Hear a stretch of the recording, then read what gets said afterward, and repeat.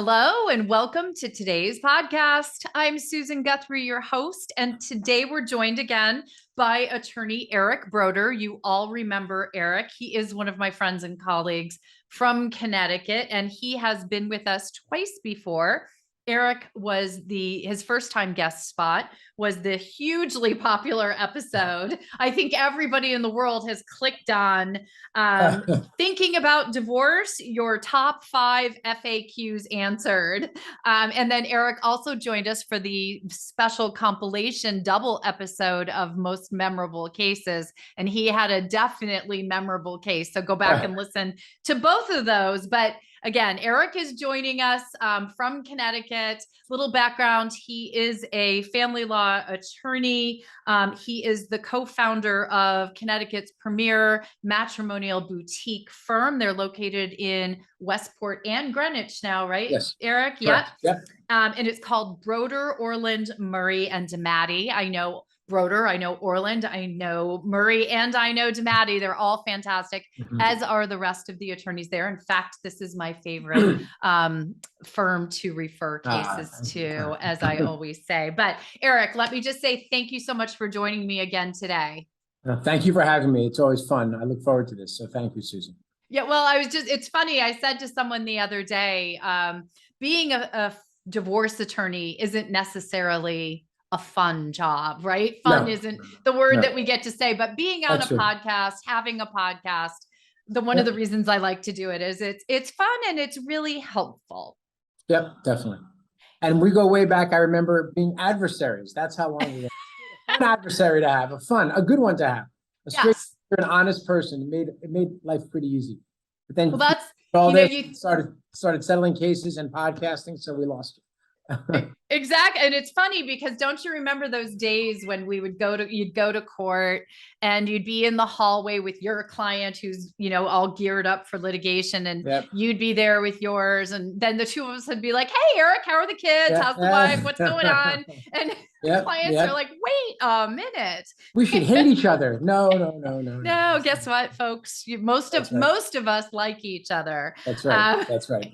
And Eric is definitely in that category. And that's one of the reasons why I asked him to come back on. We talked a little bit about the fact that he was coming back on in the memorable cases episode, because Eric's coming back to do one of those like really, basic divorce topic episodes that you all are always asking questions about. And we're really going to do like the ultimate primer on child support here today, because this is something that is confusing for people, which there's a good reason for that. It's, it's not something that you deal with every day in your lives.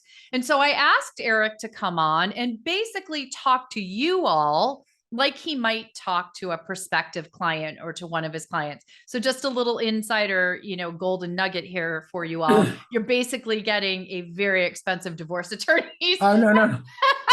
It's not divorce advice. It's not divorce advice, but Eric's going to be able to give you that, that every attorney has a way of explaining things to clients. And that's what, I think Eric does especially well when he's talking to clients, when he's been counsel in mediations that I've been a part of. And so we're going to do a little bit of that today as we talk about child support. Yes, definitely. Okay. So, let's just start with, say you are sitting in your office like you are now, for those who are sitting or watching this on the YouTube channel, or in your conference room or on a Zoom, as you might meet with clients these days. And you're talking to your client for the first time about child support, bringing up the topic. How do you set the table? How do you tell them about it? I mean, the first thing I do is I talk about what it includes. There's a big misunderstanding of what the recipient of child support has to use those funds for. So really the sole purpose or the main purposes of child support is really to provide food, shelter, transportation, pay part of the cable bill, the electric bill, clothing, those type of items, basic entertainment for a child. And I think people think that it includes a lot more. So what it doesn't include is someone's portion of private school tuition, extra, curricular activities, be it, ballet, soccer, the trumpet, whatever it may be, unreimbursed medical expenses, braces, co-pays even, those types of things. So I try to separate out what it actually includes and what the intention is versus what the quote extras are and what those mean. Now, in every state, different states have different rules, and I'll kind of touch on Connecticut throughout this versus maybe New York, because even though physically I'm, 10, 15 minutes from the border, I can tell you that the laws are dramatically different on child support. So it's illustrative for other different people in different states to hear about it. So always check state to state with an attorney there. I'll give a lot of the overview and basics, but there are some specifics. But the first thing I do is I talk about what it's intended to include. So if you want to feed your child the most organic, expensive food and buy, crappy clothes, so be it. It's up to you to determine how to spend that money. Well, and that's a really good point that you're making there. And I know this is something that actually causes sometimes some conflict between co-parents, right? Because one parent is paying child support to the other parent, and that parent then pretty much gets to spend the money as they see fit, right? They don't have to give an accounting of where every penny goes. And that's hard. Yeah, definitely it is. And there's a lot of accusatory remarks we get. She's not spending it on this, or he's not spending it on that. And why do I have, I buy all the clothes and then my spouse doesn't return the clothes. And you get a lot of that. We hear that all the time. I keep buying socks and underwear, and you're better off buying more socks and underwear than calling your lawyer about it necessarily. But those are things we get, a lot of calls about. But what's really important to know is the extracurricular activities. People think initially they're going to have to pay for that. And when they hear they don't have to pay for those items, they sort of get a relief that they're not covering travel across, for example, from those items. So I always tell people to think about and to budget properly. I mean, you can utilize that money. No one's going to say, oh, you have to account for what if there's 3 kids and you're at home, 75% of the electric bill or the cable bill, you don't have to pay it that way.